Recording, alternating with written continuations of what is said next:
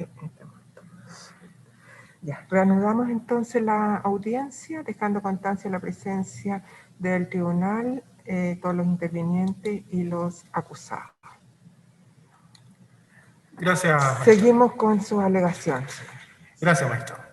Como señalé al momento del receso, efectivamente, a partir del hecho que desemboca el día 4 de noviembre del año 2011, se presenta una denuncia en noviembre y la querella en diciembre del año 2011.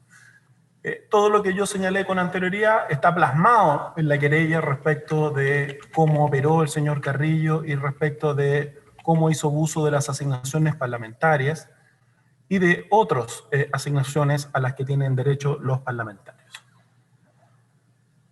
Señalé también, y complemento con ello, que a juicio de esta defensa resulta bastante poco lógico, contrario a las reglas de la lógica, a los principios de la experiencia, de que si efectivamente existía este acuerdo del año 2009 respecto de los famosos 25 millones, la señora Isasi hubiera denunciado y hubiera querellado al señor Carrillo, lo cual la verdad no tiene ningún sentido, particularmente además porque estando los dos de acuerdo, bastaba con que la señora Isasi comprometiera el pago de sus asignaciones para asesorías al señor Carrillo como una forma de mantenerlo contento y que no realizara ninguna denuncia. Ya sabemos que esas asignaciones parlamentarias se utilizan discrecionalmente hasta el día de hoy. Por lo tanto, bastaba con haberlas utilizado. Pero lo importante es qué es lo que ocurre una vez que se presenta la querella. Estamos en el mes de diciembre del año 2011. El señor Carrillo, en la Fiscalía Local de Valparaíso, es citado en varias oportunidades por parte de la PDI para efectos de que entregue su versión de los hechos. Además está decir que hasta aquí no tenemos ni Acorpesca, no tenemos 25 millones, no tenemos informes de la Biblioteca del Congreso, no hay nada. Está la imputación en donde el señor Carrillo es imputado. Pero pasa el tiempo, se realiza la investigación, ya se hace el peritaje y se da cuenta que lo que señala el señor Carrillo no es efectivo y él jamás concurre a la PDI. Y esto es importante, señoría, porque estamos hablando de que durante un año y medio, de diciembre del año 2011 hasta el 9 de mayo del año 2013, el señor Carrillo, que supuestamente estaba en conocimiento de esta situación, nunca se la informa ni a la Fiscalía de Valparaíso, estando ya en una causa en la Fiscalía de Valparaíso, ni tampoco se entrevista con la PDI para darle cuenta.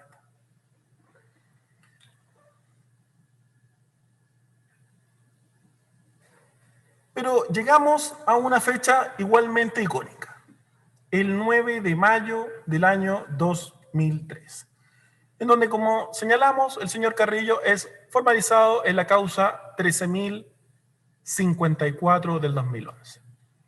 Causa generada, ya lo sabemos, por ella presentada por la señora Isasi. Se presenta el señor Carrillo, se presenta con el señor Boris Paredes, asesor de acuerdo a lo que evidencia la prueba de la defensa número 55, asesor parlamentario del señor Hugo Gutiérrez. Acá recordará el tribunal que ocurre algo bien particular, que es que comenzando el contrainterrogatorio, esta defensa le consulta al señor Carrillo quién era su abogado. Y el señor Carrillo dice, ¿sabe qué? No recuerdo quién era. Sabiendo, evidentemente, que la defensa iba a llegar a la información de que se trataba de un asesor parlamentario de Hugo Gutiérrez. Y él dice, no me acuerdo. Y recordará al tribunal de que, con preguntas posteriores, se le sale al señor Carrillo de que su abogado es Boris Paredes. Se le sale. Y ahí dice, bueno, Se me había olvidado, pero ahora me acordé. Es efectivamente Boris Paredes. Esa audiencia es particularmente llamativa. Quiero hacer presente, señoría, de que dentro de la prueba que la defensa iba a incorporar en la audiencia de preparación de juicio oral, una audiencia de preparación bastante llamativa porque no se le excluye prueba al Ministerio Público, pero sí se le excluye a las defensas. Y dentro de la prueba que le excluyen a la defensa, sabiendo el tribunal que nosotros no tenemos recursos, por lo tanto se nos excluye prueba que no podemos utilizar en un juicio, porque la Fiscalía y el Consejo de Defensa del Estado nos dicen, pero esa prueba es impertinente. ¿Qué importa la formalización del señor Carrillo en Valparaíso? ¿Qué relación tiene? Sabiendo que la teoría de la defensa era la que el tribunal ya claramente tiene, y la que se expuso en la audiencia de preparación. ¿Y por qué? Porque ahí se excluye el audio de la audiencia de preparación, perdón, de la audiencia de formalización del señor Carrillo en Valparaíso. ¿Y qué tiene de notable esto? El señor Carrillo es formalizado por el fiscal Andrade, está Carrillo y está su abogado Boris Paredes. Termina la formalización y el abogado del señor Carrillo, el señor Boris Paredes, dice, mi representado quiere prestar declaración. Uno dice, ok, no es lo habitual, porque en una audiencia de formalización se tuvo la posibilidad con anterioridad de haber prestado declaración. Bastaba de que su abogado, el que fuera, se apersonara en la fiscalía y dijera, sabe que mi representado quiere prestar declaración. En una audiencia de formalización, al menos yo como abogado lo he visto muy pocas veces, pero está bien, está dentro de sus derechos. Él presta declaración y ¿qué es lo que dice? Dice, mire, en esta causa, la que él es formalizado, estábamos de acuerdo yo y la señora Isasi. Y la firma del contrato y la firma de las boletas demuestran que estábamos de acuerdo, lo que después se dio cuenta de que era falso. Pero a partir de eso, empieza a hablar de Corpesca. Primera vez, el día 9 de mayo del año 2013, que Giorgio Carrillo habla de Corpesca. Primera vez. ¿Y qué es lo que dice? Uno dice, pero se está defendiendo o está hablando respecto de una causa en donde él no está formalizado. Y comienza a hablar de que supuestamente Corpesca habría financiado la campaña del año 2009 de la señora Isasi, en parte, con estos 25 millones. ¿Y qué es lo notable de esto? ¿Qué es lo que le fue excluido a la defensa? Que el magistrado de garantía de Valparaíso le dice, señor Carrillo, no lea. Usted está en todo su derecho de poder prestar declaración, pero no lea el papel. Incluso le dice, por favor, de vuelta al papel que está leyendo. Estaba Carrillo, no en el lugar de los testigos, sino que en el mismo lugar de los imputados, junto a su abogado, leyendo un papel. Y esa es la primera vez, 9 de mayo del año 2013, que tenemos conocimiento de que supuestamente Corpesca habría financiado parte de la campaña de la señora Isasi.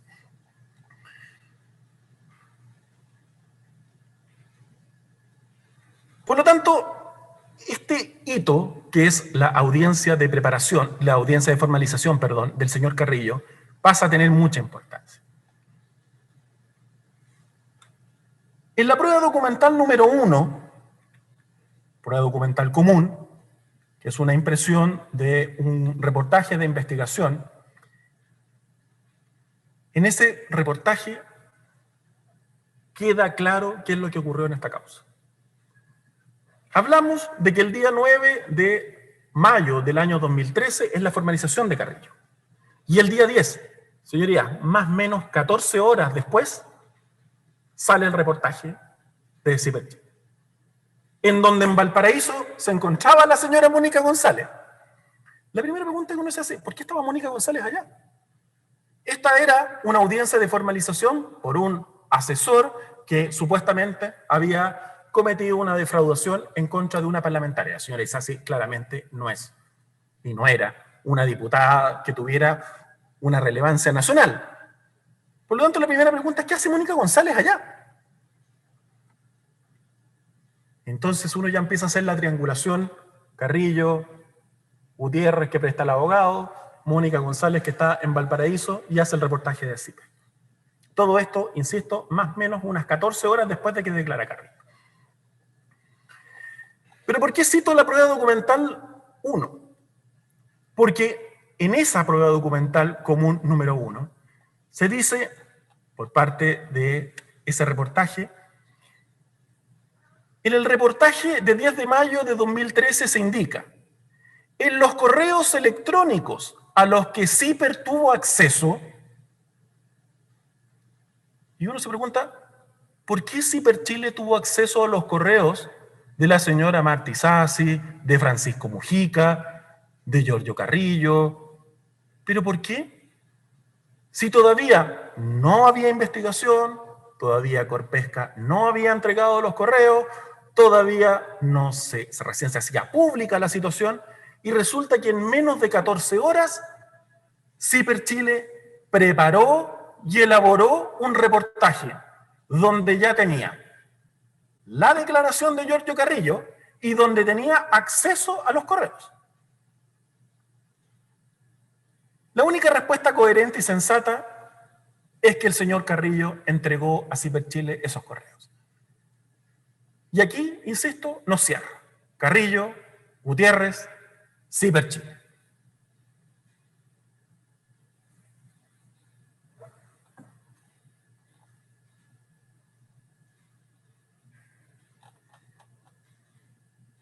Pero uno se pregunta, ¿esto puede ser solamente una elucubración de la defensa? Toda persona puede ser imputada, toda persona tiene derecho a la presunción de inocencia. Puede ser de que el señor Carrillo efectivamente haya sido una persona inocente. No, no era inocente. De hecho, en la prueba documental de la defensa 12, se entrega copia de la sentencia condenatoria dictada contra Giorgio Carrillo en procedimiento abreviado ante el Juzgado de Garantía de Valparaíso con fecha 12 de septiembre del 2016. Y esto es muy importante en cuanto a fechas, porque el señor Carrillo es condenado en septiembre del año 2016 y a la señora Isasi se le formaliza en junio por esta causa, por causa Corpesca. Ya no la de Valparaíso donde se aplicó no perseverar, sino que es formalizada en junio del año 2016. Es decir, la Fiscalía, sabiendo que estaba a puertas el señor Carrillo de ser condenado, formaliza a la señora Isasi y después es condenado a Giorgio Carrillo. Qué curioso, ¿eh? Qué extraño cómo nos calzan las fechas. Pero la pregunta es, ¿de qué es condenado el señor Carrillo? Fue condenado precisamente por los hechos respecto de los cuales estaba indicado en la querella de la señora Isasi. Exactamente los mismos. Falsificó el contrato, falsificó la firma, falsificó boletas, incorporó a personas que nunca prestaron ninguna declaración. Exactamente lo mismo. Vuelvo a hacer mención a que nuevamente nos encontramos con una mecánica que es la mecánica que se aduce acá en Corpesca. Quiero ser presente de que el señor Carrillo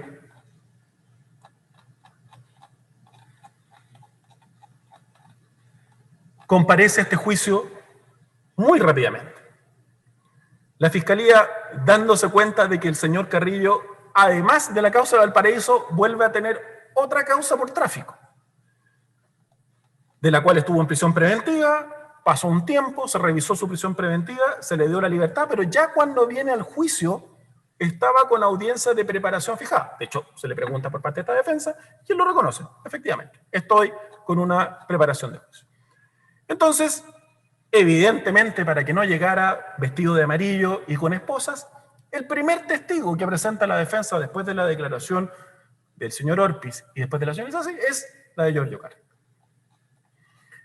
Dado el hecho que el señor Carrillo es testigo del Ministerio Público y de la Fiscalía y que me imagino que tienen contacto con él, les agradecería que le informaran al juzgado de Valparaíso dónde está, porque dado el hecho de que él fue condenado, se le revocó el beneficio de la causa de Valparaíso, donde estaba con libertad vigilada intensiva, 5 años, más la condena por la que fue condenado por la causa de tráfico. Entonces actualmente, o al menos hasta hace unos días atrás, el señor Carrillo está prófugo. Ese es el testigo que presenta la fiscal, prófugo. Por lo tanto, si la fiscal Chong, que lo presenta como testigo, tiene algún antecedente, ojalá se lo informe al juzgado de garantía de Valparaíso que lo está buscando. Pero vamos a un análisis que no hace nadie, por supuesto, de los acusadores respecto del señor Carrillo, porque ustedes se dan cuenta de que todos los acusadores como que miran para el lado cuando hablan de Carrillo. Los que hablan, digamos, porque los otros en realidad ni siquiera hablan.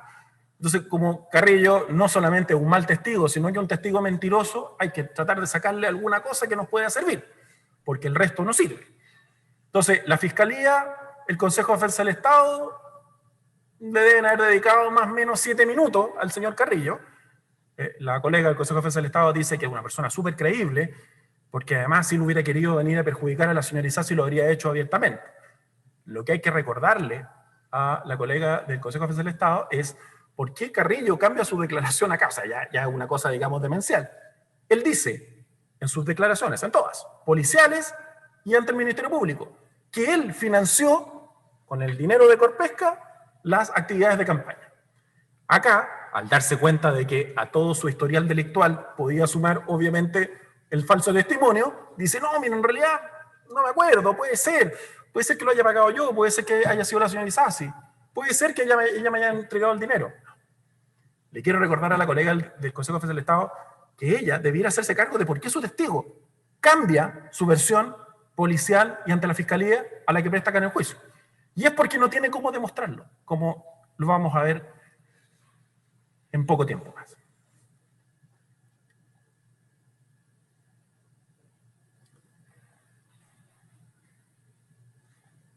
El señor Carrillo, yendo derechamente a él, e insisto, le voy a dedicar un poco más de tiempo que el resto de los acusadores. El señor Carrillo es una persona de nula credibilidad, nula.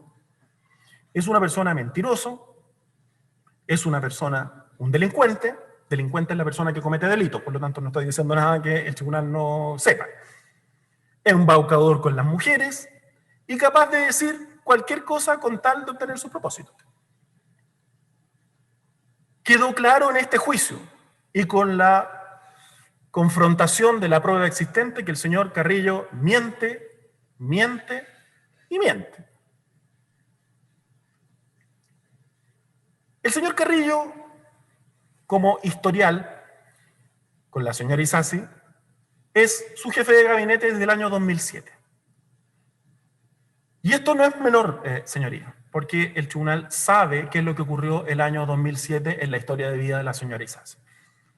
Con el fallecimiento de su hijo, de su hija, el señor Carrillo pasa a administrar completamente todo lo que dice relación con la señora Isasi. De hecho, se nombraba a sí mismo como el diputado en la sombra, porque él sabía que manejaba correo, manejaba los presupuestos, manejaba al personal administrativo, manejaba todo. Y además, porque no tenía a la señora Isasi, que ya sabemos que al menos durante los años 2010, 2011 y 2012, en gran parte de ellos, no se encontraba presente. Y no lo digo yo, lo dicen los informes de asistencia a los cuales haremos mención más adelante. Respecto del tema tan debatido del uso de los correos institucionales y del correo personal de la señora Isasi. Como ya lo señalé, tanto en la querella del año 2011 como en las declaraciones prestadas por la señora Isasi, 2012, 2015, 2016, ella ya hizo mención de esta situación. Entonces, lo que uno esperaba era efectivamente una investigación a ese respecto, por lo menos acceder a los correos del señor Carrillo. Dentro de lo que no se hizo, no solamente no se levantó el secreto bancario del señor Carrillo, algo que un fiscal con un año de antigüedad sabe que en una causa de este tipo debió haber hecho. Entonces, no se levantó el secreto bancario de la señora Isasi, no se levantó el secreto bancario del señor Carrillo, porque si estamos hablando de 25 millones, tenemos que saber dónde están los 25 millones. Y ya nos vamos a dar cuenta más adelante de que esta mecánica que plantea Carrillo es completamente absurda. Porque él dice, yo saco en efectivo para transferir. Con mayor razón, yo tendría que haber tenido acceso a esa cuenta corriente. Porque tengo que saber si efectivamente se sacó ese dinero. Pero aquí no hay ninguna investigación. Acá hay que creerle a Carrillo. Porque quiero creerle a Carrillo. Por lo tanto, la utilización de estos correos, que insisto, está desde el 2011 ya en conocimiento del tribunal, ratificado 2014, 2015 y 2016, en la prueba de la defensa número 59, que es cadena de correos de Marcia Arellano, durante los años 2010 a 2011, queda claro de cómo el señor Carrillo manipulaba los correos, no solamente el correo institucional, el @Congreso, no solamente el personal de la señora Isasi, @Gmail, sino que además el de los funcionarios administrativos de la señora Isasi. Y él le señala incluso a los funcionarios cuál es la clave que él había obtenido para que ellos pudieran funcionar. Así de descarado. Por lo tanto, su manejo era total. Correo institucional, correo personal y correo de los funcionarios administrativos de la señora Isasi. Y en ese correo queda absolutamente claro. Él le informa a Marcia Arellano, que es una funcionaria, una secretaria de la señora Isasi, le informa, este va a ser tu correo y este va a ser el correo de las otras personas. Él se arroga esa atribución. Pero además, para ir cerrando este tema de los correos, cuando se dice, no, pero es que la señora Isasi, poco menos que en este juicio fue la primera vez que lo mencionó, la prueba documental de la defensa de la señora Isasi, número 50, que es un reportaje de prensa del diario La Estrella de Iquique, de agosto del 2012. Agosto del 2012. No había formalización de Carrillo, no había reportaje de Ciber Chile, no había nada. Ya se indicaba en esa fecha, no solamente en el reportaje de prensa la señora Isasi vuelve a informar los desfalcos de Carrillo y vuelve a explicar básicamente lo que había presentado en su querella de diciembre del 2011. E indica, sino que también el mal uso que hizo de sus correos. Nuevamente, la Fiscalía está al tanto del mal uso de los correos. Demostración de lo anterior es la declaración del señor Zavala, a mayor abundamiento. Y acá, insisto, señoría, y esto hay que tenerlo súper claro, en medio de prueba incluso anterior al inicio de toda esta causa. Y ya se sabía la utilización de los correos. El señor Zavala indicó con total claridad que el señor Carrillo se jactaba frente a él que utilizaba ambos correos de la señora Isasi. Es decir, el institucional y el personal.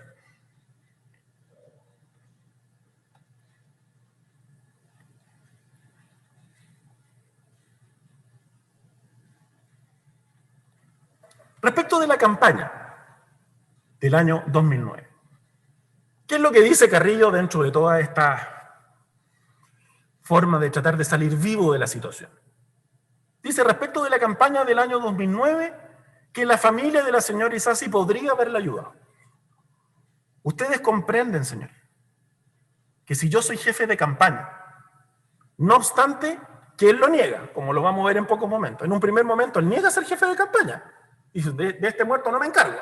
Pero después tiene que asumir la realidad. Lo pilla en la enésima mentira. Si yo soy jefe de campaña, ¿cómo no voy a saber cómo se financió la candidata a quien se supone que yo estoy apoyando? Porque además, y como ya lo sabemos, soy yo el que tengo que rendir cuenta en el CERVEL. Por lo tanto, ¿cómo no voy a saber de dónde proviene su fuente de financiamiento? Y entonces él dice, podría haberle ayudado. Él sabe que le ayudó. Y sabe perfectamente de dónde provino el patrocinio de la campaña de la señora Isasi. Dijo el señor Carrillo que la jefa de campaña había sido Milka Pardo, que es otra funcionaria que trabajaba con el señor Carrillo. Fue contratado por esta defensa. Usted dijo de que había sido Milka Pardo. Lo que es absurdo porque quedó absolutamente acreditado quien rindió cuenta, y el que rinde cuenta es el jefe de campaña. Él señala de que en el año 2009, en el primer semestre, Marta Isasi se habría reunido con Mujica buscando financiamiento para su campaña. Yo diría, de eso no hay ningún registro. Ninguno. Esta supuesta reunión que tuvo Marta Isasi con el señor Mujica, nuevamente un fiscal aficionado habría solicitado la información respecto de la sede de Corpesca para saber las personas que entraron y salieron. De hecho, los ejecutivos de Corpesca, frente a consultas de la misma fiscalía, De si quedaba registro, por supuesto, todos sabemos de que hoy en día y en esa época quedaba registro. Pues bien, ¿dónde está el registro? Para saber cuándo materialmente la señora Marta Isasi se reunió con Francisco Mujica. No existe. ¿Por qué? Porque no se hizo ningún esfuerzo. Respecto de Iquique, nuevamente se pregunta, ¿la señora Marta Isasi se reunió en Iquique con Mujica o con algún otro ejecutivo, Escobar, Baeza, ¿quién ustedes quieran? No hay ningún registro. Pero no hay ningún registro porque nunca se pidió por registro. Donde nuevamente, en cualquier lugar, queda el registro de quien ingresa. Se pide el carnet, se pide el...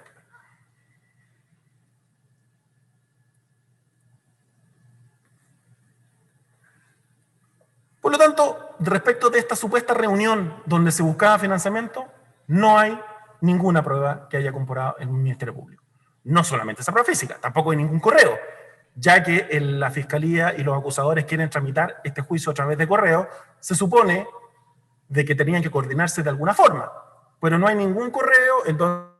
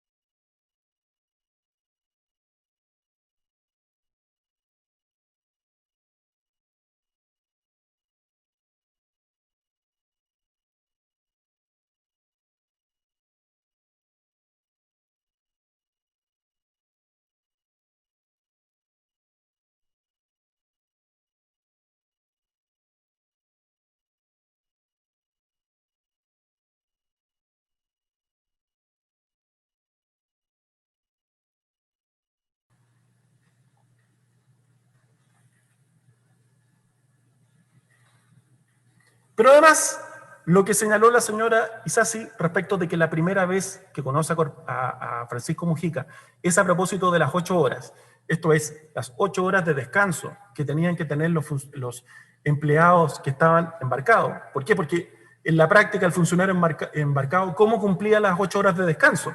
Si yo estoy arriba del barco, tengo que esperar llegar a puerto. Y si estoy arriba del barco, obviamente no puedo tener descanso porque estoy a disposición del patrón de barco que me va a decir, trabaja.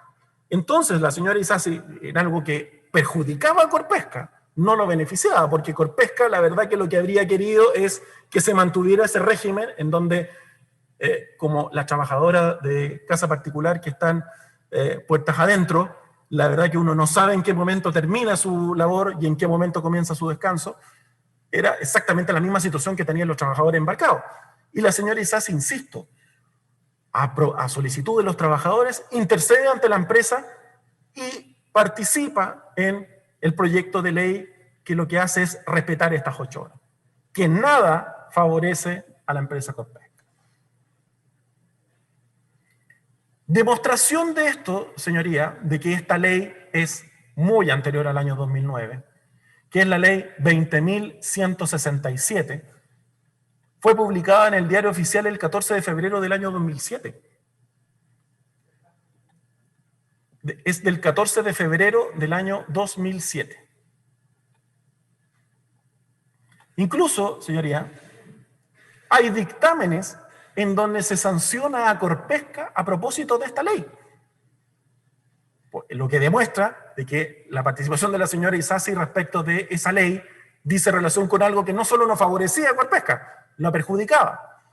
Y así hay una resolución de la Dirección del Trabajo en donde dice, conforme a lo previsto en el artículo 23 del Código del Trabajo, modificado por la ley 20.167, el descanso mínimo en tierra, previo al zarpe que pueden convenir las partes, no puede ser inferior a 5 horas en puerto base.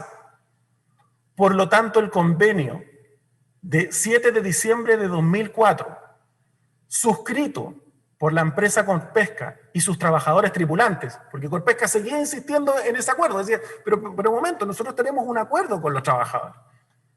Base Iquique, que conlleva para tales efectos un mínimo de 4 horas, no se encuentra ajustado a derecho. Ese es el primer contacto, como lo declaró la señora Isasi, que tiene con el señor Mujica. En algo en donde me imagino que el señor Mujica, muy contento, no debe haber quedado.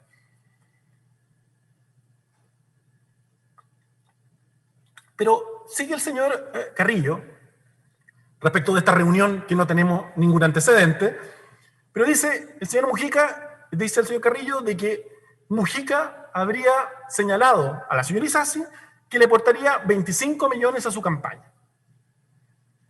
La pregunta es, nuevamente, ¿y dónde está eso? Ah, pero es que se tuvo una reunión, la que ya acabamos de ver que no hay ningún antecedente. Pero tampoco hay ningún antecedente escrito. Marta, te estoy enviando a través de Giorgio Carrillo lo que nosotros conversamos. Marta, va a los 25 millones. No hay ninguno.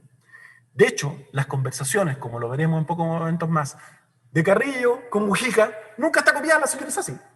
Entonces, ¿cómo? La cohechada, la que tenía, a la que tenían que ayudar, resulta que no está nunca copiada. Nunca se le informa. Pero estos 25 millones, dentro de esta locura que nos plantea la Fiscalía y los acusadores, ¿eran al final 25 millones o eran 40 millones? Porque de los 25 millones, después pasamos a que supuestamente hay 40 millones. Y la Fiscalía incluso crea pruebas para tratar de decir, ah, pero acá hay 40 millones. Bueno, no le había dicho 25 millones en 2009 y estamos con 40 millones culminando en el año 2003, en algo que el tribunal va a poder ver que es una verdadera locura. No hay ninguna constancia en esta investigación que la señora Isasi haya enviado un correo, haya llamado o se haya reunido con el señor Mujica para acordar la entrega de informes a cambio de dinero. No hay nada. No hay nada de eso, señor. No hay nada. Si la Fiscalía nos trata de vender de que en realidad la gente hacía su vida a través de los correos, entonces, ¿dónde está el correo? ¿Dónde está la evidencia de el yo solicité o a mí me entregaron? No se mostró ningún correo entre la señora Isasi y Mujica acordando un pago o ayuda de cualquier especie a su campaña parlamentaria. Al contrario, las comunicaciones que se han exhibido en este juicio son solo entre Carrillo y Mujica.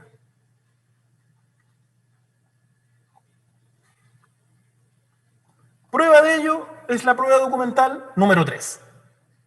Hay muchas, pero queremos graficarla. Prueba documental número 3, incorporada el día 23 de abril del año 2019 por el Ministerio Público en la propia declaración de la señora Isasi, que es un correo entre Carrillo y Mujica, y donde no está copiada Marta Isasi. Y aquí pasa algo que también le pido al Tribunal especial atención. Este es uno de los cohechos más insólitos que yo haya visto. Tenemos por un lado la situación que se le imputa al señor Orpiz. Mira, tira una boleta, yo le pongo mi visto bueno con lápiz verde y la pagamos. No te preocupes de hacer ningún informe. Dale. 81 boletas sin ningún informe. Y aquí, respecto de la señora Isasi, tenemos un sobornador que le dice al supuesto representante del cohechado, palo blanco, como entendemos nosotros, tengo varias observaciones, porque el todopoderoso gerente le va a hacer correcciones. ¿Dónde habían visto ustedes de que yo, el que pago, termino haciéndole correcciones al trabajo del cohechado? Es insólito.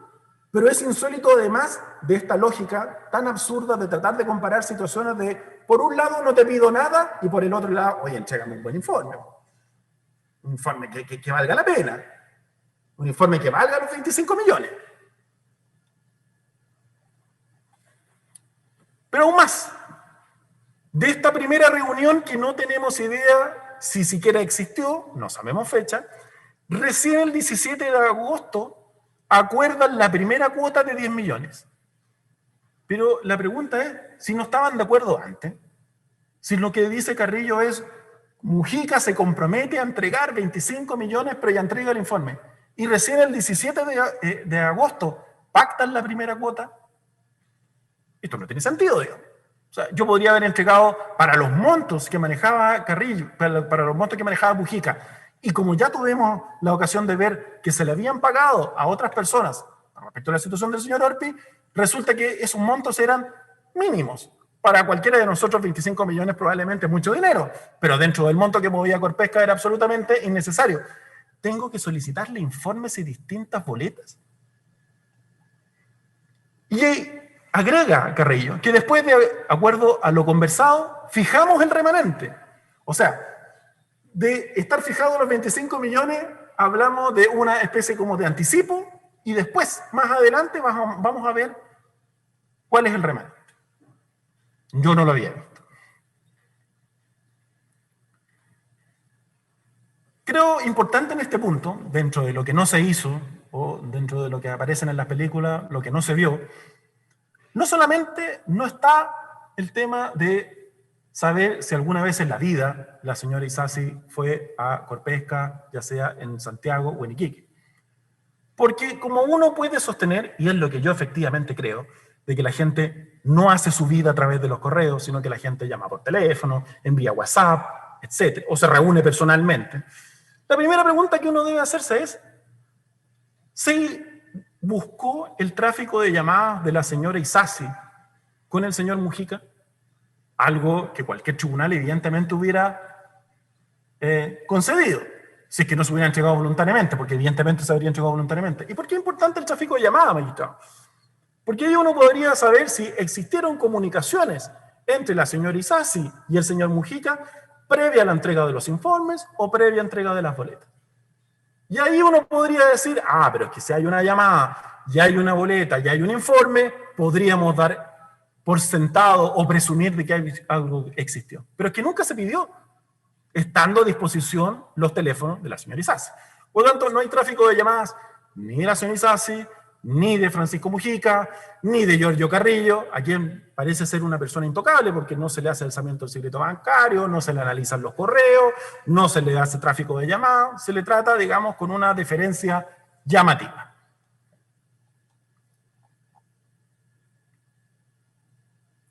Pero acá pasa algo también curioso. Estamos hablando de un acuerdo de 25 millones supuestamente entre la señora Isasi y el señor Mujica.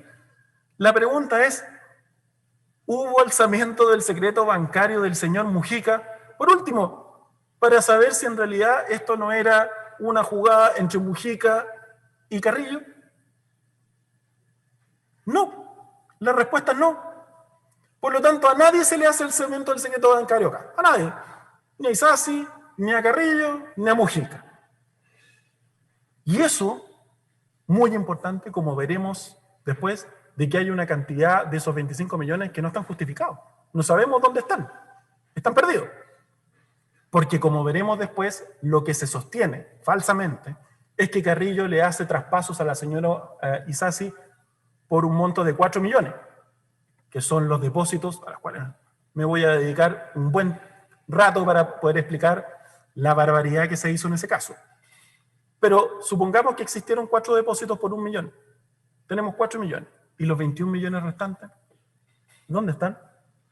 ¿Qué pagó Carrillo? ¿Están en la cuenta de Carrillo? No lo sabemos. ¿Están en la cuenta de Mujica? Tampoco lo sabemos. ¿Están en la cuenta del cuñado de Carrillo, el señor Cristian Silva?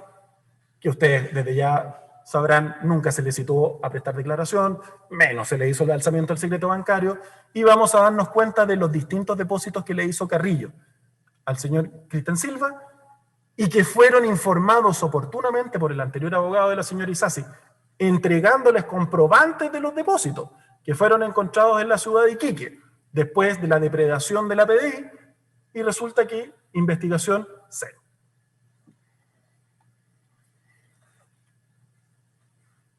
Queda claro respecto de las comunicaciones entre Carrillo y Mujica, de que estas comunicaciones no estaba copiada la señora Isasi. Lo que yo ya señalé con anterioridad, es rarísimo, por no decir absurdo, de que ni Mujica le informe a la señora Isasi, le pagué a Carrillo, ni que la señora Isasi a su vez pregunte qué pasa con los pagos, en qué va esto, o por último, más sutilmente, ¿qué pasa con los informes?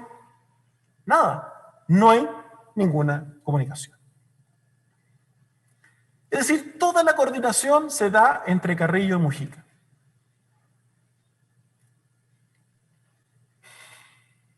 Pero si la coordinación se da entre Carrillo y Mujica, pero con el objetivo de financiar la campaña de Isasi, es decir, Carrillo era una persona que un mero poseedor de ese dinero para efectos de entregárselo a la señora Carrillo, a la señora Isasi, o por último, para pagar determinadas actividades de campaña, nada de eso queda acreditado en este juicio.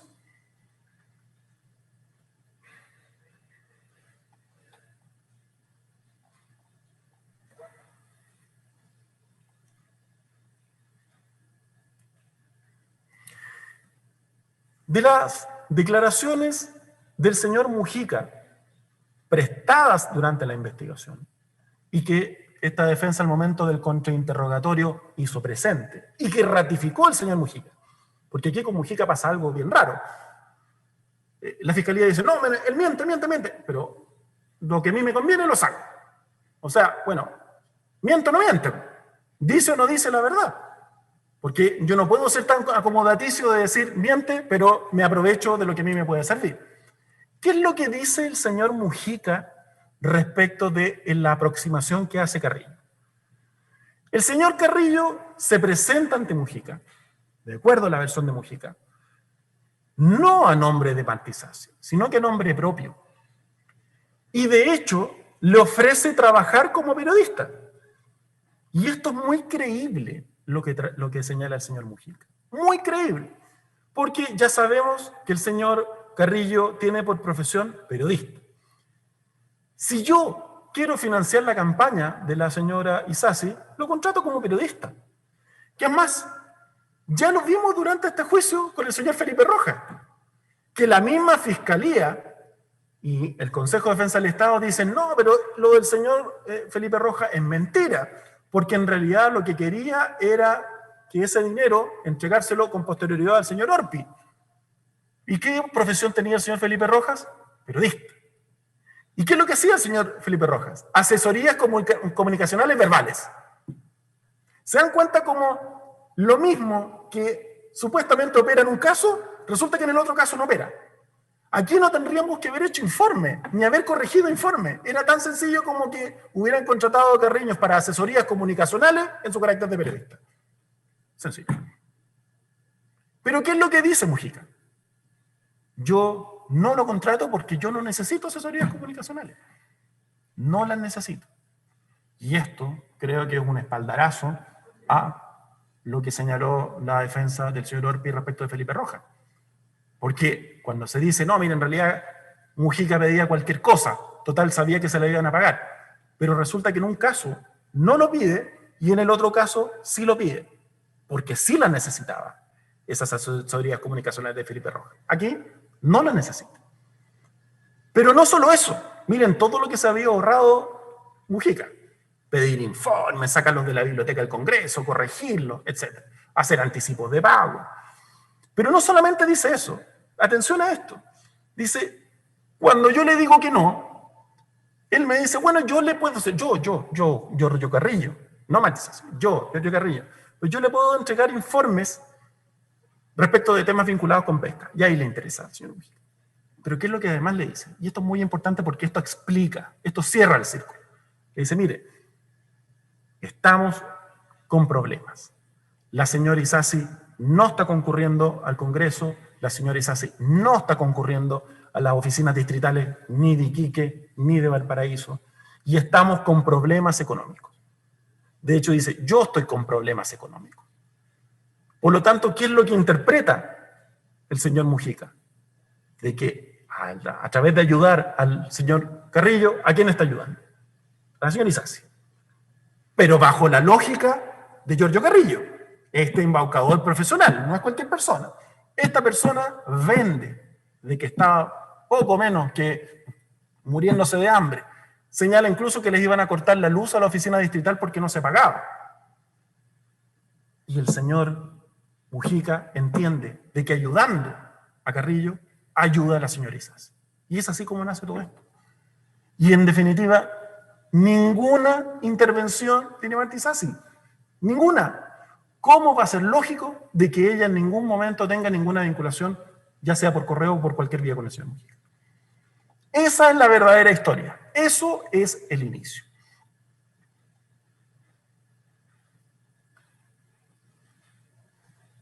De todos los correos exhibidos en juicio, queda claro que quien propuso los temas y el monto fue siempre Carrillo. Es Carrillo el que iba lanzando temas para ver si efectivamente le interesaban a Mujica. Nuevamente, señorías, reglas de la lógica, máxima de la experiencia, sentido común. Si estamos hablando de un sobornador, ¿cómo va a ser lógico de que yo tenga que elegir el tema? Da lo mismo, mándeme lo que sea, si lo importante es que yo le saque el cheque porque lo que quiero es financiar la campaña de la señora Isasi. Más cuando estamos ya en agosto y la segunda boleta es en noviembre. Hay una boleta en agosto y hay 2 boletas en noviembre. Ya en noviembre está la elección a menos de un mes. ¿De qué me sirve que me entreguen a mí la plata en noviembre? Como se ha visto en el caso del señor Orpiz, las precampañas son fundamentales. Miren ustedes cómo en distintas partes de Santiago ya hay personas que están en precampaña, que es la verdad.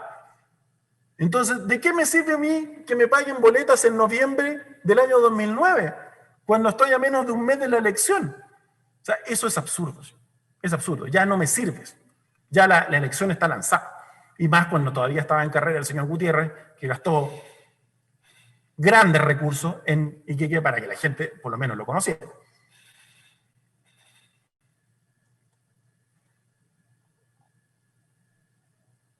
La estructura de esta relación fue siempre proponer temas por Carrillo.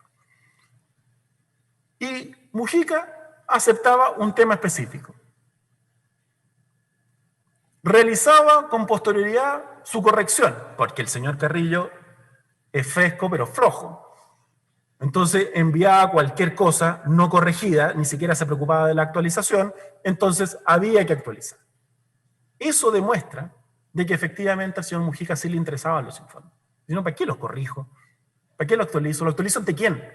Este todopoderoso, este monstruo con el lápiz verde, en donde yo sé que con que yo coloque mi firma me lo van a pagar, ¿frente a quién me estoy justificando? Pero eso demuestra que efectivamente a Mujica sí le interesaban los informes. Y de hecho vamos a ver que uno de esos informes fue tan importante que significó la implementación de una planta de Omega respecto de la empresa Corpec. Y además, el sobornador no solamente los corregía a él, sino que tenía una persona encargada de las correcciones. Ya, esto es demencial, digamos. El señor José Cañón era el especialista en los temas. Y por lo tanto, él le daba su visto bueno. Le daba su visto bueno a los informes. El sobornador, el que paga, tiene que dar el visto bueno. Y luego pagaba. O sea, primero entreguéme el informe y después le pago. Pero si no están de acuerdo y resulta que la mecánica, no, págueme, yo lo corrijo, veo si me sirve y después le pago.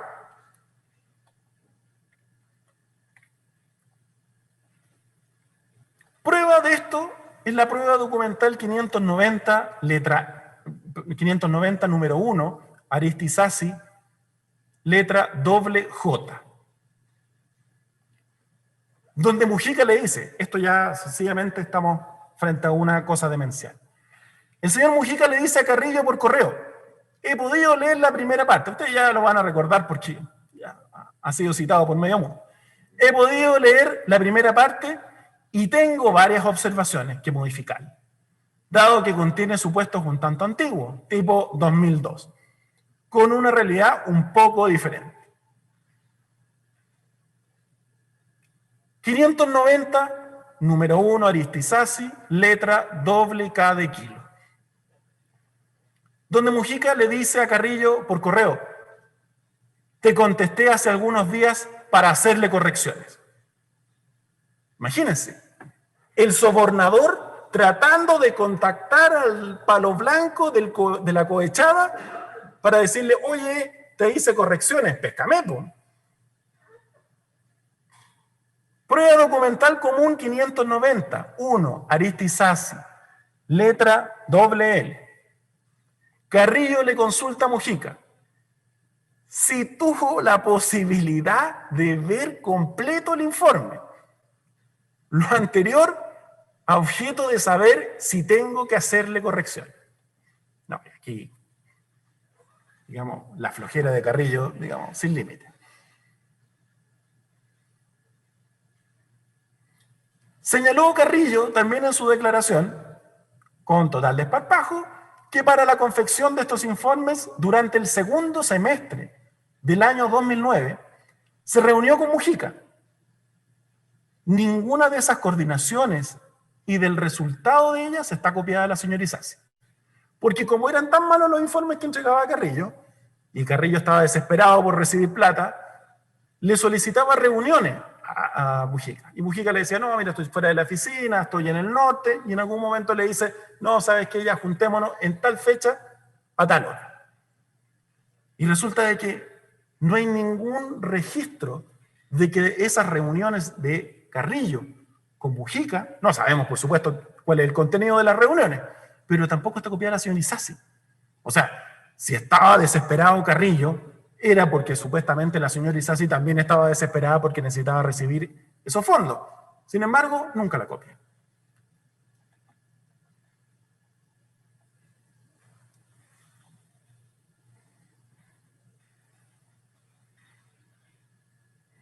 Como señalé, no resulta creíble que ese dinero que supuestamente necesitaba urgente la señora Isasi no le hubiera sido depositado en su totalidad a Carrillo. Y aquí esto es evidente, señoría. O sea, estamos frente a una campaña que supuestamente se nos viene encima, necesitamos los fondos para poder financiar la campaña. Entonces, ¿por qué se lo prorrateo? ¿Por qué le pago en cuotas? Si, insisto, 25 millones para Corpesca es nada. Es nada. Pero además, los gastos electorales en Iquique ya se estaban produciendo. Ya había campaña, estaban completamente desplegados todos los restantes candidatos. Yo necesito esa plata porque supuestamente con esa plata puedo ser electa y vendrá todo después la disquisición de que supuestamente la señora Isasi trabajó para Corpesca. Pero lo primero es que tengo que ser electo. Es lo básico. Y por lo tanto a Corpesca le interesaba, bajo esa lógica, que la señora Isasi fuera electa. Y resulta que le prorratea las cuotas.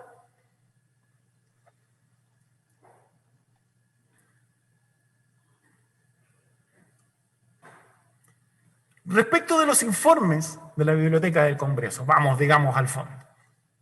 Supuestamente te pago 25 millones a cambio de informe y que tú me emitas una boleta. Lo primero es que los informes de la Biblioteca del Congreso podían ser solicitados por los parlamentarios y por sus asesores. Por lo tanto, la primera pregunta que uno tiene que hacerse, a partir del reconocimiento en juicio, no en sus anteriores declaraciones policiales y ante la Fiscalía, sino que por su reconocimiento en juicio. ¿Por qué necesitaba el señor Carrillo enviar la solicitud desde el correo misasi@congreso.cl? Si tal cual lo vamos a ver en pocos momentos cuando nos hablemos respecto de los informes de la Biblioteca del Congreso, yo los podía pedir siendo asesor desde mi propio correo. Es más, los asesores de la Biblioteca del Congreso dicen que ya conocían a Carrillo. Se les pregunta, ¿usted sabe quién es Giorgio Carrillo? Sí lo conozco porque él con anterioridad había hecho solicitudes. Lo vamos a ver en pocos momentos más. Por lo tanto, ¿por qué lo envió desde el correo de Martí Sassi? Porque yo quería que quedara demostrado de que efectivamente quien lo pidió fue Martí Sassi. Porque no tengo para qué hacerlo. No tengo para qué mentir. Más allá de que ya había utilizado el correo hasta que me cansé. Pero no tenía que hacerlo. Yo podía hacerlo desde mi correo como asesor. Y lo dijo las personas que pertenecen a la Biblioteca del Congreso.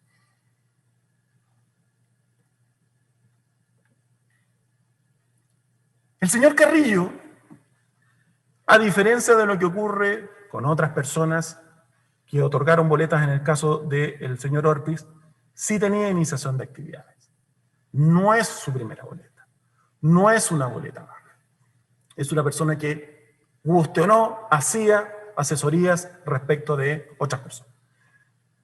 Por lo tanto, no se da tampoco el supuesto de una persona, como se señaló en su momento, una persona de número de boleta baja, de un RUT bajo, sino que era una persona que tenía iniciaciones de actividad. Y de hecho, su primera boleta es la número 56. O sea, había 55 boletas anteriores, de fecha 21 de agosto del año 2009. ¿Y qué se indica en la glosa? Asesoría de investigación e informe, que corresponde a lo que efectivamente hizo Carrillo.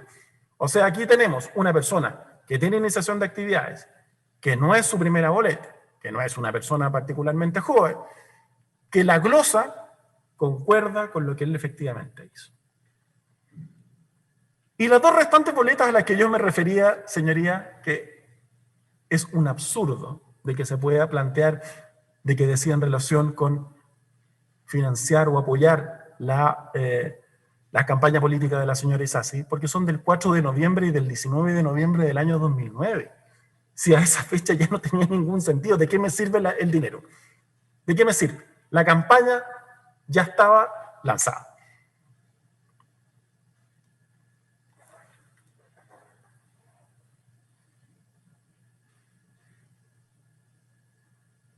El señor Carrillo, al momento de declarar en estrados, porque Carrillo, digamos, miente, pero en algún momento se le salen las cosas, si es difícil mantener una mentira permanente.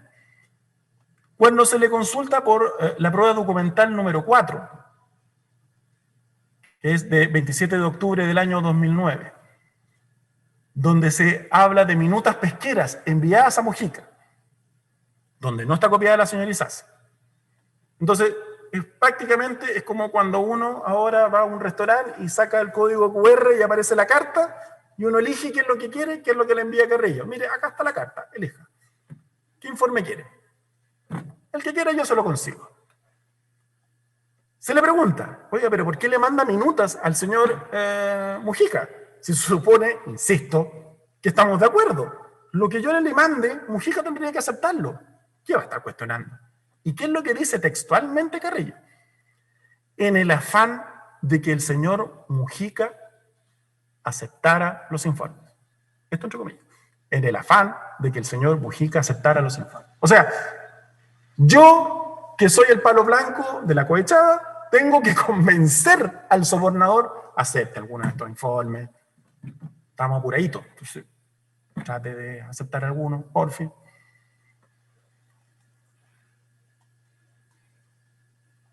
Y es aquí cuando, por primera vez, el señor Carrillo tiene que aceptar la realidad. Porque utilizaba el correo misasi@congreso.cl. Porque se le exhibe la prueba documental común 32, que es un correo de fecha 7 de octubre del año 2009. Y ese correo es desde misasi@congreso.cl y se demuestra que el que está hablando es Carrillo. Y ahí él reconoce. Bueno, sí, yo lo utilizaba casi como diciendo, bueno, pero ¿cuál es el problema? Sí, efectivamente yo lo utilizaba.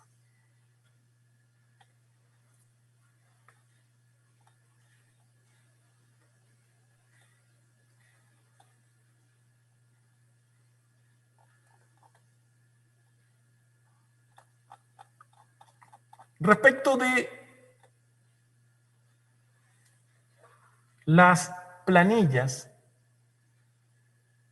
que fueron exhibidas acá en juicio. Recordará al tribunal un hecho bochornoso, porque no cabe titularlo de otra forma, en donde se exhiben por parte del señor Edson Figueroa una supuesta planilla en donde se detalla al costado supuestos gastos de campaña que habría financiado el señor Carrillo. Entonces aparecía jingles, aparecía utilización de vehículos, etcétera, etcétera, etcétera. Esto lo estoy señalando a modo introductorio, ya voy a ir al detalle. Y se le pregunta al señor Edson Figueroa, bueno, ¿y esta planilla quién la hizo? Casi diciendo, pero la pregunta que está haciendo, la hizo el señor Giorgio Carrillo. Para mala suerte de la Fiscalía, con posterioridad del señor Figueroa declara Giorgio Carrillo. Y el señor Giorgio Carrillo, ¿qué es lo que dice? Pero si esa planilla no la hice yo, la hizo el funcionario policial. O sea, se está refiriendo a Edson Figueroa. De hecho, la Fiscalía, con escozor, se da cuenta de la situación y trata rápidamente de cambiar el tema. Esta defensa vuelve a hacer la misma pregunta porque quedamos todos de una pieza. Y de hecho, magistrado González hizo la pregunta aclaratoria porque todos estábamos marcando ocupados. Y se ratifica. Esto, señoría, tiene mucha importancia. Fíjense que cómo conectamos esto con el tema de los correos. Aquí tenemos prueba incorporada que no sabemos quién es el padre. Tenemos una cantidad de huérfanos impresionante.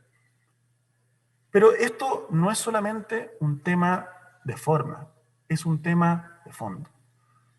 Acá se demuestra cuál es la intencionalidad respecto de la prueba que se trajo a juicio. Porque aquí o miente el señor Figueroa o miente el señor Carrillo. También está la alternativa que mienten los dos, ciertamente, pero alguien miente. Me imagino que la Fiscalía, que tanto ha hablado de la probidad de los funcionarios públicos, ya abrió una investigación por el delito de falso testimonio en juicio respecto de uno u otro, porque uno de los dos mintió, y de obstrucción a la investigación, el entregar documentación falsa. Me imagino, puede que sea un poco ingenuo. Pero esto a propósito de la documentación que entrega Giorgio Carrillo y de la que nosotros tenemos que hacernos cargo.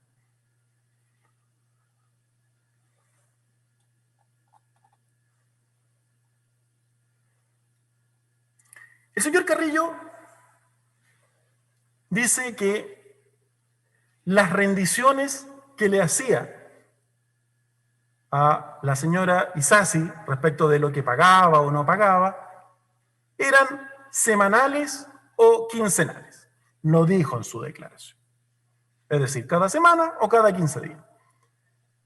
Sin embargo, de más está decir que no hay ninguna evidencia ni de correo ni de nada en donde el señor Carrillo rinda cuenta. Pero además esta planilla, que no sabemos de quién es, no es ni semanal ni es quincenal, sino que esta planilla abarca un lapso de tiempo muy superior. Y resulta que es evidente que este documento es realizado especialmente para esta investigación.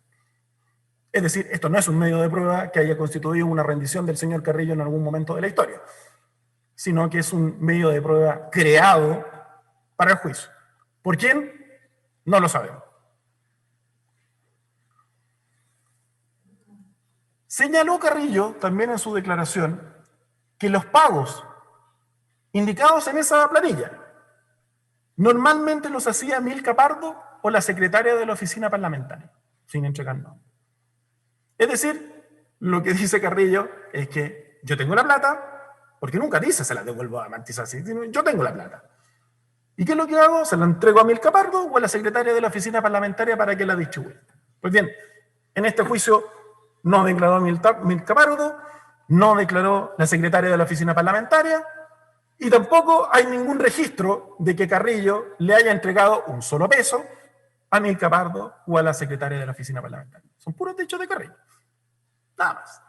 Lo cual comprenderá el tribunal que resulta bastante absurdo, porque si yo lo que estoy diciendo es, ¿sabe qué? Yo pagué actividades de campaña, que fue su primogénia declaración, tengo que acreditarlo de alguna forma.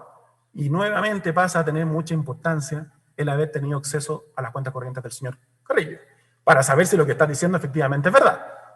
Pero lo que no está, no está.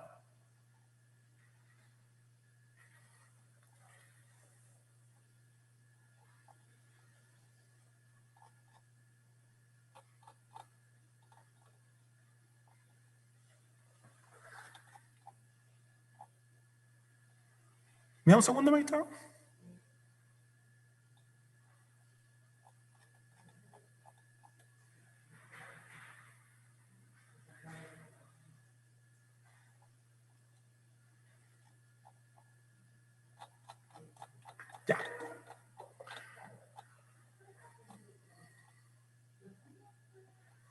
ya me he hecho. Dentro de la documentación que se exhibió por parte de la Fiscalía, recordará el tribunal la evidencia material 48, en donde se exhibe, en primer lugar, un cuaderno de color amarillo. Un cuaderno bastante normal. Y en este cuaderno lo que había eran pegadas distintas boletas. Ninguna de esas boletas que daban cuenta de combustible, comidas, etc., en ninguna de esas boletas se acredita de que el pago lo haya hecho el señor Carrillo. Ninguna.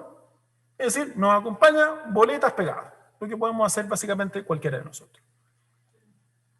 Pero además, y este es un detalle muy importante, lo extraño es que un tercero pudiera haber tenido esas boletas. Entonces, si lo tenía Juan Pérez, uno decía, bueno, pero ¿por qué Juan Pérez los tenía? Probablemente podría haberlos pagado él. Pero resulta que el señor Carrillo las tenía porque él fue el que rindió cuenta al CERVEL. Y dentro de las rendiciones del CERVEL están de esos documentos. Y que después el CERVEL las devuelve. Aquí tiene sus boletas. Por lo tanto, que las tuviera Giorgio Carrillo era lo lógico, lo esperable. Pero lo que uno tiene que decir es, ¿cómo pudo haber pagado el señor Carrillo esa boleta? Fíjense que el distrito 6 de la señora Isasi no solamente tiene a Iquique, ciudad, tiene Alto Hospicio, que ya en esa época, en el año 2009, era bastante difícil el acceso, no es lo mismo que el día de hoy. Pero tiene comunas como Pozo Almonte, como Pica, como Guara, como Colchane, que está en la frontera con Bolivia. ¿Cómo le podía haber entregado si él estaba en Valparaíso? La función del señor Carrillo era asesor parlamentario de la señora Isasi en Valparaíso. Él dice, no, pero es que yo fui a Iquique en algún momento. ¿Cuándo? ¿En qué momento?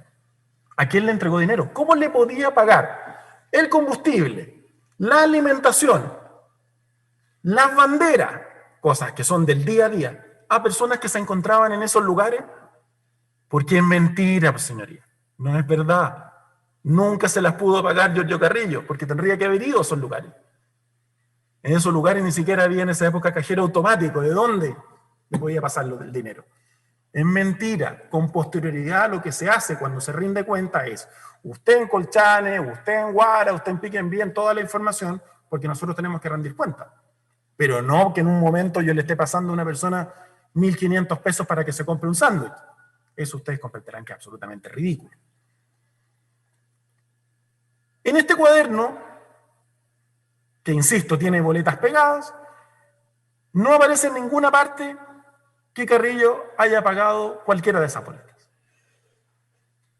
No hay evidencia de los supuestos pagos realizados por Carrillo a las diversas personas que trabajaban en terreno, lo que ya acabo de señalar que la práctica es absolutamente imposible. Se le exhibe la letra que está en el cuaderno y Carrillo dijo que esa no era su letra, ignorando de quién era. Y evidentemente no se hizo una pericia para saber a quién correspondía la letra contenida en cada una de esas boletas. Como dije, materialmente y dada la lejanía de las zonas donde se realizaba la campaña, ya que se trata de una zona extensa y aislada, y que se encuentra precariamente conectada. De hecho, las personas que estaban colaborando tenían que quedarse en esa zona, porque no había forma de volver.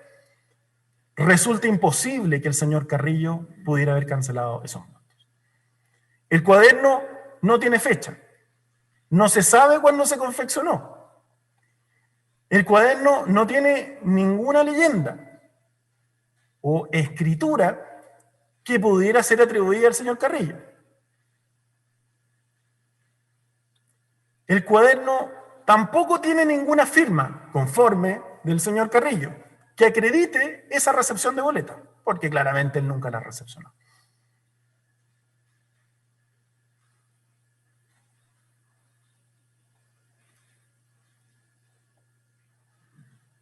De esas boletas que además se exhiben, no todas las boletas dicen relación con actos de campaña, sino que también hay compras de artículos que son habituales para una sede distrital. Lo que se trata de dar de, mire, esto fue lo que yo pagué, la verdad que se confunde con lo que es el funcionamiento normal de una sede distrital. Este es el cuaderno que entrega en un primer momento Carrillo a Figueroa. No recordaba el señor Carrillo los fondos que él le rindió al CERVEL.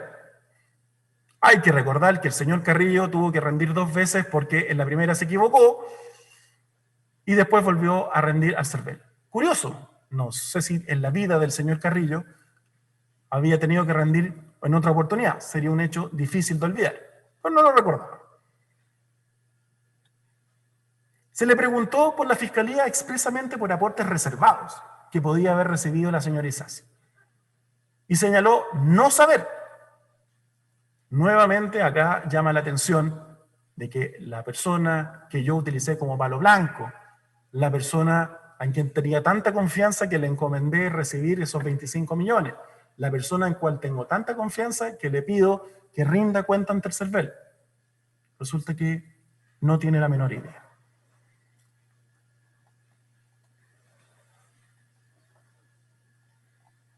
Después de este cuaderno amarillo tenemos la carpeta azul marca Rey. Se le exhibió al señor Carrillo y ya en este juicio el señor Carrillo empieza a tener una amnesia selectiva y a pesar de que con anterioridad había dicho que él había pagado gastos de campaña, él dice que no recuerda si efectivamente él pagó esos gastos. Se da una dinámica más o menos parecida a la del cuaderno amarillo, en donde hay distintas boletas pegadas, bencinas, alimentos, etcétera, en donde él no reconoce haberlas cancelado. Después tenemos 3 sobre blanco, y aquí me voy a ir deteniendo un segundo. 3 sobre blanco, dentro de la evidencia material. Como primer punto hay que recordar que esta defensa señaló que no es posible darle valor a esta prueba toda vez que no está incluida en la nube. Se hizo el ejercicio de exhibir la nube para decir, están estos 3 sobres blancos individualizados en la nube, que para eso es la nube. Porque si no vamos a individualizar nada, no la hagamos y metemos cualquier cosa dentro de una bolsa. Pero no están individualizados. Entonces el primer punto es que el tribunal solamente puede darle valor a aquello que está ofrecido como medio de prueba. Y en la nube, y el tribunal lo puede apreciar, no está ofrecido como prueba por la Fiscalía. Y porque en la generación de las muestras de prueba indubitada no existe certeza que provengan del señor Carrillo. Ya me referiré en extenso respecto de la insólita y absurda pericia que se presentó en este juicio. Por lo tanto, tenemos una evidencia que no está individualizada en la nube y como si fuera poco, ya en el ánimo de crear prueba, pero de una manera desesperada, decimos de que proviene del señor Carrillo cuando no se cumplieron las más mínimas pautas exigidas por un perito aficionado para saber si efectivamente la muestra indubitada guarda relación con la muestra dubitada. Vamos a este primer sobre, que yo insisto, el tribunal no puede darle ningún valor, pero quiero que veamos qué es lo que hace la Fiscalía. Primer sobre. Contiene un comprobante de depósito supuestamente realizado a la señora Marta Isasi de fecha 7 de septiembre del año 2009. Que sería secuencialmente el primer traspaso, por $1 millón de pesos. Ya aquí tenemos una situación que es del todo absurda. ¿Por qué? Porque al señor Carrillo le pagaron su boleta en agosto. En agosto. Y resulta que en agosto ya tenía 10 millones de pesos de, comillas, anticipo el señor Giorgio Carrillo. Se está muy cercano a la elección. Supuestamente la señora Isasi necesita esos fondos. Y resulta que el depósito lo hace el 7 de septiembre del año 2009. Consultado por esta defensa si de haber hecho el referido depósito el señor Carrillo, por supuesto, no está para nada acreditado de que efectivamente él lo haya realizado.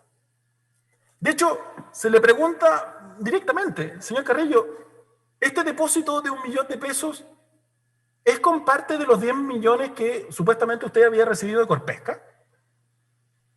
Y él dice que no sabe si efectivamente provenían de los dineros de Corpesca. Incluso se le pregunta más, ¿podría ser dinero que le entregó a usted la señora Isasi, dado el hecho que un parlamentario maneja dinero y un candidato también maneja dinero, y dado el hecho que la señora Isasi obtuvo dinero para poder financiar su campaña? Se le pregunta, ¿esos dineros no podrían ser de la señora Isasi que se los entrega a usted para que usted después le rinda cuenta? Dice, bueno, puede ser, pero no se acordaba.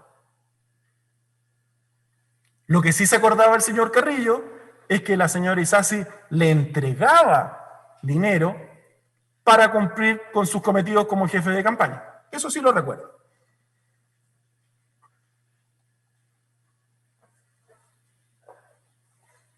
Es importante señalar que en todos los comprobantes de depósito, y en este en particular, se indica que quien deposita es Marta Isasi.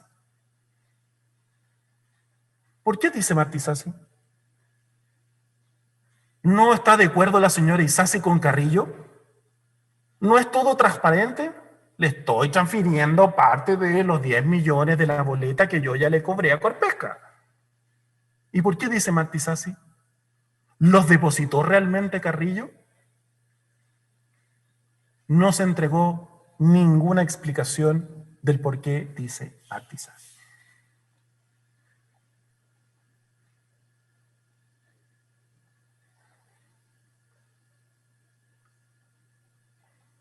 Como señalé, señorías, hay más de 15 días entre el pago de la boleta y la entrega o la supuesta entrega a la señora Isasi en septiembre. Pero lo que viene ahora es peor. Tenemos el depósito ya del 10 de septiembre del 2009 por 1 millón. Aquí ya estamos a 19 días del pago de la primera boleta. Pero como yo lo señalé, señoría, y me detengo acá un segundo, porque esto era nuevamente de aficionado. El señor Carrillo dice, y ratifica lo que había dicho en sus declaraciones anteriores, paga con billetes de distinta denominación. O sea, ese 1 millón de pesos se paga en efectivo. Y tuvo que hacer el detalle, tantos billetes de 20.000 pesos, tanto de 10.000 pesos, tanto de 5.000 pesos, etc. ¿No creen ustedes que era relevante saber cuándo y cómo giró desde su cuenta corriente el señor Carrillo esos fondos? Pero si esto es de amateur, señoría, es evidente. Para yo poder cerrar el círculo, incluso bajo mi lógica de que efectivamente existía este acuerdo, tengo que ver, tal día se gira 1 millón de pesos en efectivo y con posterioridad yo lo deposito. Lo que ya sería es bastante absurdo, porque ¿para qué hacerlo? Si yo tenía ese millón en mi cuenta corriente, no necesitaba sacar en efectivo y después depositar en efectivo. En fin, no lo vamos a saber nunca porque nunca existió ánimo de investigar.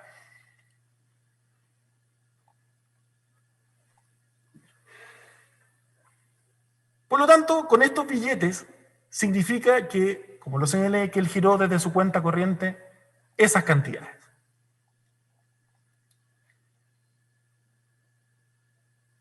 Se le pregunta nuevamente al señor Carrillo si tiene certeza de que esos dineros que él saca en efectivo y deposita en efectivo provenían de los 10 millones del pago de Corpesca, algo ultra básico, y señala de que nuevamente no podía decir si efectivamente eran o no de Corpesca. Y nuevamente consultado si esos dineros podían provenir de dineros entregados por la señora Marta Isasi para que él realizara actividades de campaña y que con posterioridad le rindiera cuenta, él dice que o días. Tenemos el tercer depósito, 14 de octubre del año 2009, y ahora por 2 millones. Aquí ya se nos pasaron todos los plazos. Estamos a 30 días del pago de la primera boleta, 30. La señora Isasi supuestamente desesperada por poder financiar sus actividades de campaña, todos los restantes candidatos desplegados, ya los gastos de campaña funcionando, y nuevamente, pero ahora 2 millones, todavía peor, los deposita en billetes de distinta denominación.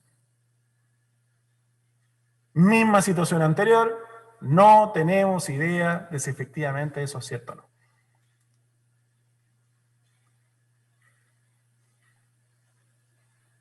Nuevamente se le pregunta al señor Carrillo, ¿esos dineros provienen de los pagos de Corpesca de la boleta de agosto del año 2009, que ya llevamos 30 días?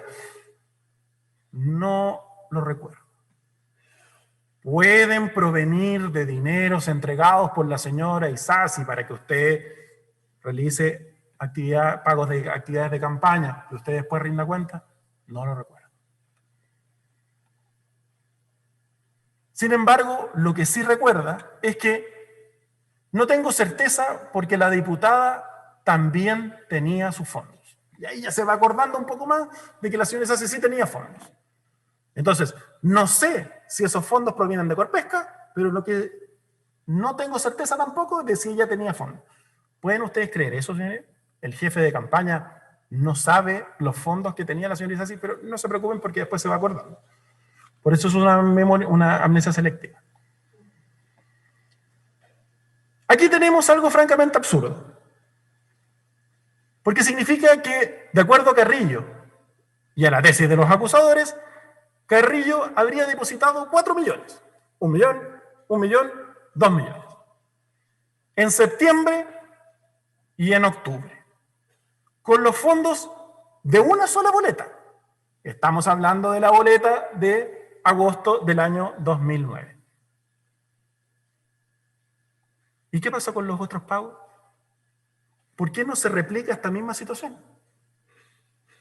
Nos faltan 21 millones. Y resulta que el destinatario final tenía que ser la señora Isasi. No hay ninguna evidencia de pago de ninguna actividad del señor Carrillo. Entonces se supone de que esos pagos debería haberlos entregado a la señora Isasi. Pero no existe ninguno de estos depósitos. O sea, yo utilicé 4 millones para una sola boleta, proveniente de una sola boleta, y 21 millones que no están en ninguna parte. La verdad, no tiene pie ni cabeza. Dentro de ese mismo sobre está el depósito de fecha 9 de noviembre del año 2009. Esto ya es locura pura.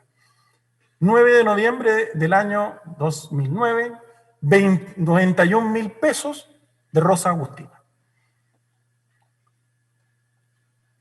Primero hay que señalar de que no hay ningún acto de campaña. Rosa Agustina no se encuentra, está en la quinta región, no se encuentra dentro del distrito de la señora Isasi. No sé qué campaña podría hacerse en Rosa Agustina. Por lo tanto, acto de campaña no es. Se alojó la señora Isasi y su familia, cosa que hasta donde sé no es un delito. Se acreditó, y esto es notable, señoría, se acreditó por medio de los correos electrónicos exhibidos que ese pago lo realizó la señora Isasi, no Carrillo. Acá ya no hay duda. Lo pagó la señora Isasi.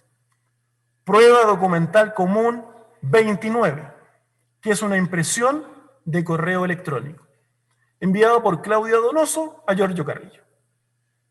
11 de diciembre del año 2009. ¿Pero qué es lo que dice este correo? Primero, lo que hace Carrillo es solicitar a la secretaria de la señora Isasi: envíame por favor el voucher del pago. O sea, si lo pagué, el voucher lo tengo que tener yo. No lo tenía la secretaria de la señora Isasi. Y en ese correo, Carrillo le dice textualmente a Claudia Donoso, ejecutiva de Rosa Agustina, adjunto copia del depósito hecho por Marta Isasi, RUT 9.608.958-9, correspondiente al 30% de su reserva.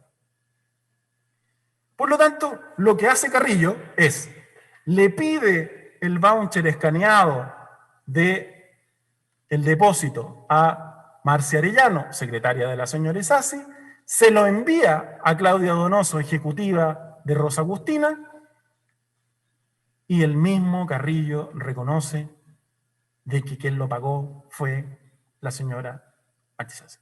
¿Y por qué tenemos que meternos en esta minucia, magistrado? Porque dentro de esta planilla que no tiene padre, se indica de que estos 40 millones a los que yo quiero llegar al final, que ya me voy a referir, porque con forceps trato de calzar los 40 millones por un contrato, por un correo que va a ser de julio del año 2012. Estamos en el 2009, pero cuando se quiere hablar respecto de los 40, los 32, y quiero cuadrar los 40, lo que hago es utilizar estos pagos. Y estos pagos, al final, armo una prueba para que me cuadren los 40 millones.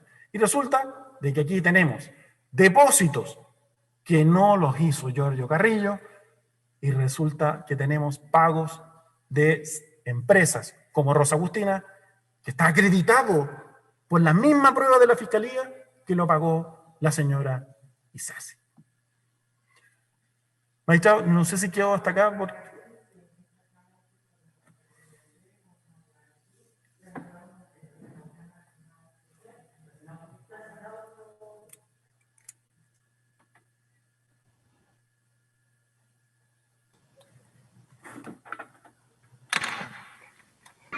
Bueno, siendo las 12:33, damos por terminada la audiencia del día de hoy y continuamos el día de mañana, 3 de noviembre, a las 9 horas. Que tengan buena tarde. Hasta luego. Buenas tardes, señoría. Buenas tardes.